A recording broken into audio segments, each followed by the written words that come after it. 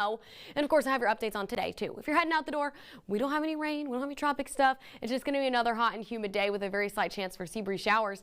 98 degrees and no heat advisory. Again, if you want to head to the island, you sure can. Not expecting to see showers out there. 87 degrees extreme UV index, and yay, another day with a low rip current risk. So that's phenomenal news heading into this weekend for those who want to go for a swim.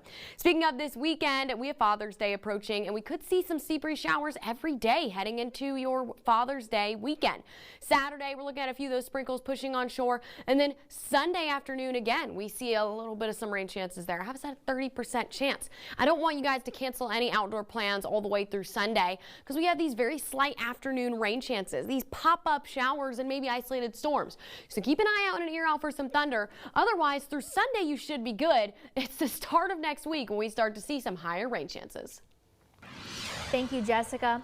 Well, the Republican-controlled House narrowly voted to hold Attorney General Merrick Garland in contempt of Congress. And Washington correspondent Jessi Turnure tells us what happens next. It's now up to the Justice Department to decide whether the contempt resolution becomes a court case.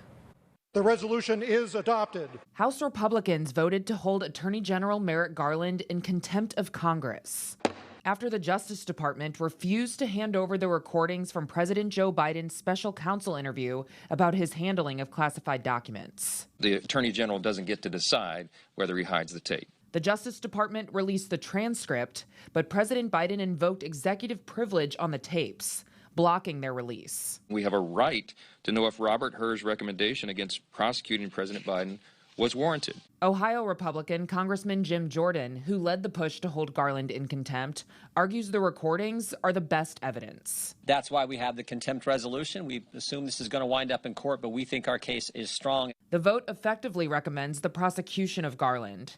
It is now up to the Justice Department to decide whether to turn the resolution into a case. Some Republicans say they should challenge President Biden's use of executive privilege in court to force Garland to turn over the recordings. But Democrats, like California Congressman Pete Aguilar, say this is really just about one person, former President Donald Trump. They will do whatever he asks them to do. That's been very clear. And Trump will return to Capitol Hill today for the first time since the January 6th attack on the U.S. Capitol to meet with House and Senate Republicans. In Washington, I'm Jessi Turnure. Thanks, Jessi. Well, staying on Capitol Hill, former President Donald Trump is expected to visit today. Trump is scheduled to speak at both the House and Senate campaign headquarters near the Capitol as he seeks a second term in office. He's also expected to speak at a business roundtable for presumptive presidential nominees.